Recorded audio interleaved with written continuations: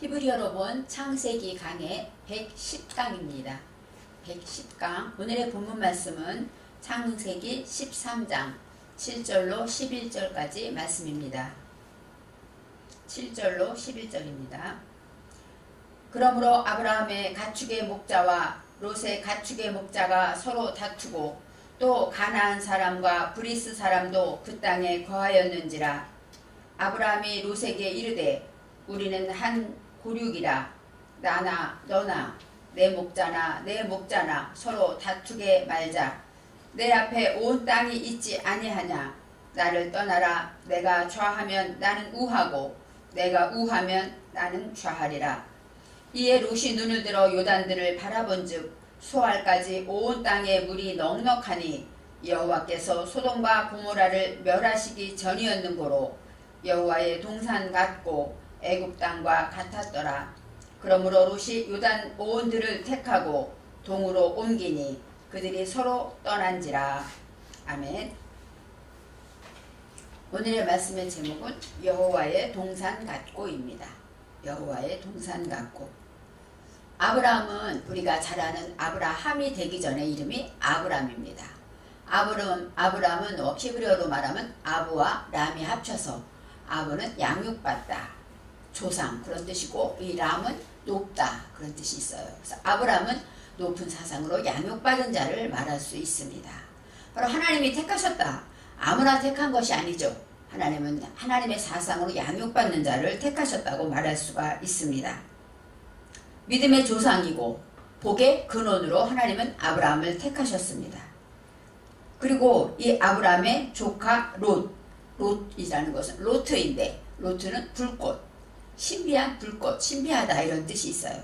바로 우리가 하나님을 믿을 때 높은 사사로 양육받아야 되고 또 하나님과 나만의 불꽃, 뜨거운 열정이 있어야 되고 신비한 비밀이 있다는 것입니다.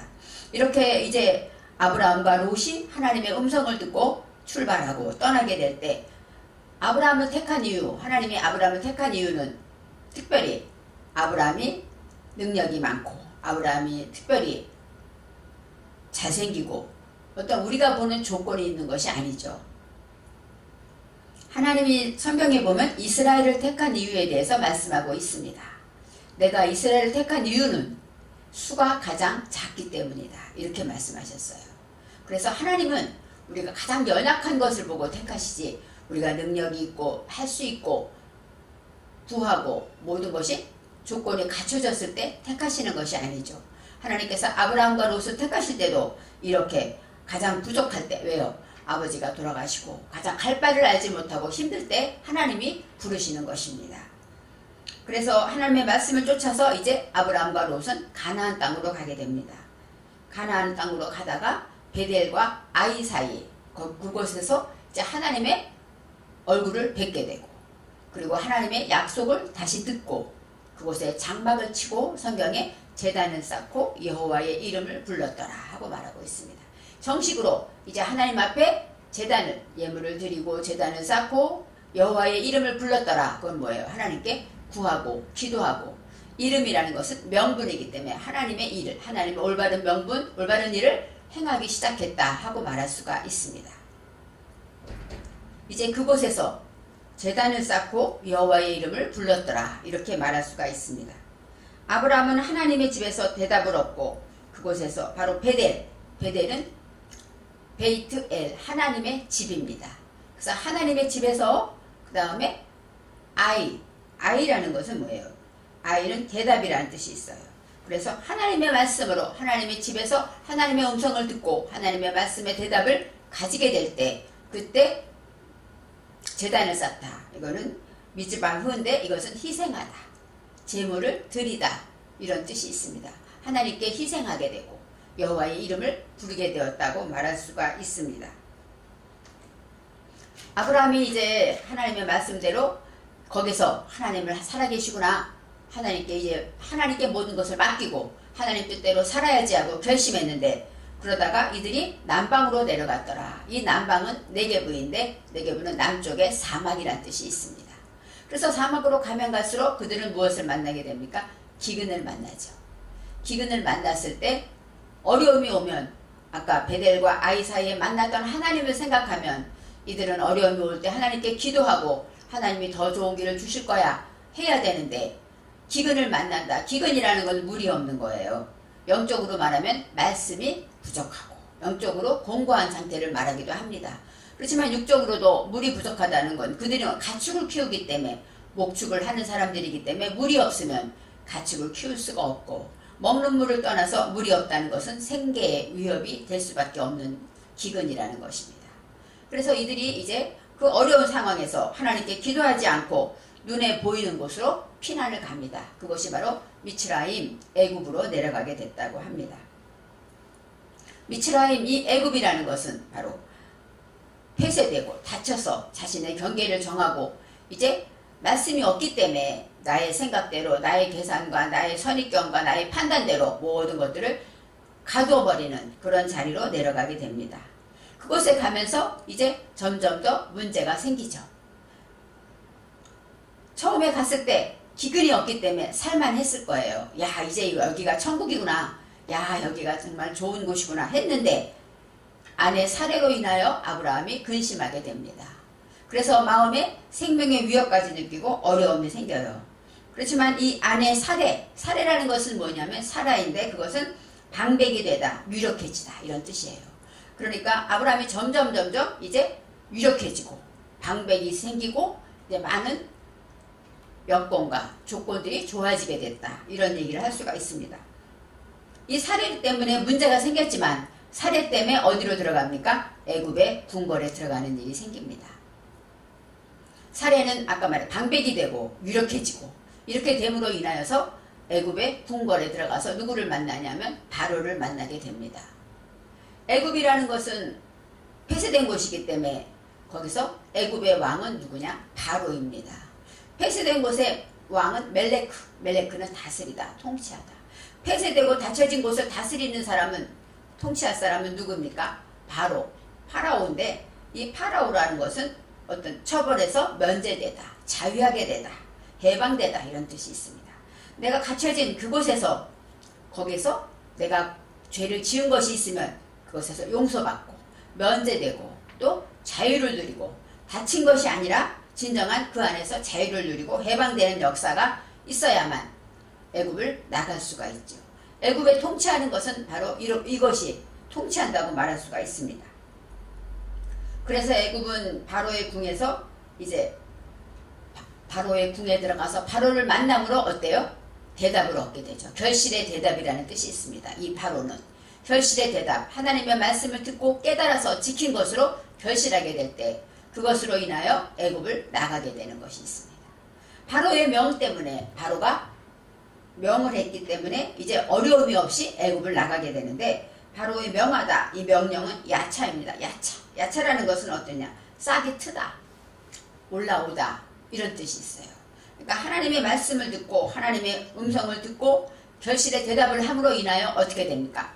이제는 안전자리에서 쿵 일어나고 싹이 트게 되고 결실하게 이제는 올라오게 되었다고 말할 수가 있습니다.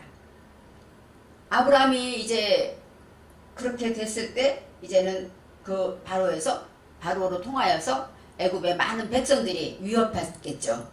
어떻게 말하면 임금을 조롱하고 하나님이 역사하셔서 모든 재앙을 통해서 아브라함을 구원하시는데 그 재앙의 원인이 누굽니까? 아브라함이라는 것을 백성들이 모르겠어요.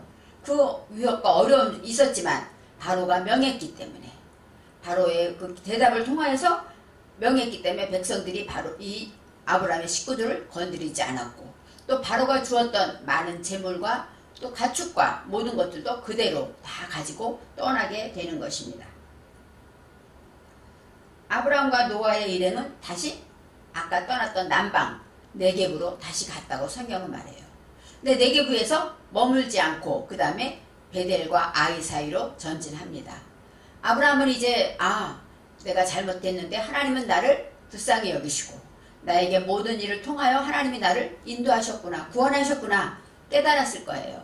그래서 이때 어떤 시험이 오고 어떤 기근이 와도 이제 그것을 통과해서 하나님의 약속의 땅으로 예전에 하나님을 만났던 땅으로 가게 됩니다. 그곳에서 이제 여호와의 이름을 불렀던 그곳에 갖게 되는 것입니다. 오늘의 말씀에 그들이 동거하기가 넉넉하지 못했다. 지난번에 이렇게 말했습니다. 동거하다. 동거라는 건 아브라함과 롯이 같이 살기가 좁았다. 이런 뜻이겠죠. 그렇지만 여기서 동거하지 못한 이유에 대해서 말할 때 성경은 그래요. 그들의 소유가 많아서 동거할 수 없었습니다. 물론 아브라함의 소유도 점점 많아져서 거부가 됐겠죠. 롯의 소유도 그들도 롯대로 가축이 있기 때문에 또 자기 하인들이 있기 때문에 점점 많아졌기 때문에 같이 있을 수가 없었어요. 그런데 성경은 그들이 소유가 많았다 할 때 이 소유를 말할 때 라카시는 어떤 뜻이냐? 바로 소유, 가축 그런 뜻도 있는데 여기에서 슈렉이 붙어서 내 안에 헛된 것들, 무지한 것들 그런 것이 많기 때문에 동거할 수 없었다는 것. 동거라는 것이에요. 하나님과 하나 되는 것을 말하죠. 우리가 하나님과 진정으로 하나 되기를 원하지만 내 안에 헛된 욕심과 무지와 또 세상의 정욕과 안목과 자랑하는 이 모든 것들, 나의 죄된 모든 것들이 있을 때에는 하나님과 연합할 수가 없다고 말하고 있습니다. 그래서 7절에 아브라함의 가축의 목자와 롯의 가축의 목자가 서로 다투고 목자끼리 다투어요. 왜요? 넓은 곳이 아니니까 우물은 한정돼 있고 우물은 한정돼 있기 때문에 가축은 갈수록 많아지니까 한 곳에서 먼저 먹게 되면 나머지에서 먹을 수가 없고 이러다 보니까 다툼이 일어났다고 말합니다. 아브라함의 가축의 목자와 롯의 가축의 목자가 서로 다투고 그 다음에 그곳에는 누가 있었냐? 가나안, 원래 원주민인 가나안 사람도 그곳에 살았고 또 브리스 사람도 땅에 거주하였더라 이렇게 말해요. 그러니까 원래 원주민도 있고 또 이방인 브리스라는 그 사람도 있는 데다가 아브라함과 롯이 같이 있었으니 얼마나 복잡했겠습니까? 여기서 롯의 가축의 목자라는 것이 나와요. 이 가축은 카나입니다. 카나라는 것은 갈대, 지팡이 이런 뜻도 있어요. 이 갈대는 뭡니까? 우리가 캐논 할 때 갈대 뭐예요? 갈대, 지팡이 바로 하나님의 말씀을 말하죠. 그래서 하나님의 말씀으로 이 목자라는 것을 라는 양육하다, 방목하다 이런 뜻이 있어요. 그러니까 목자는 가축을 방목하다 이런 뜻이 있습니다. 그래서 하나님의 말씀으로 이제 방목하고 그런 일이 있을 때 아브라함도 그렇게 방목하고 또 다스리게 되고 목양하게 되고 롯의 가축의 목자도 서로 목양이었다 이렇게 설명할 수가 있습니다. 그래서 이제 서로 아브라함이 말합니다.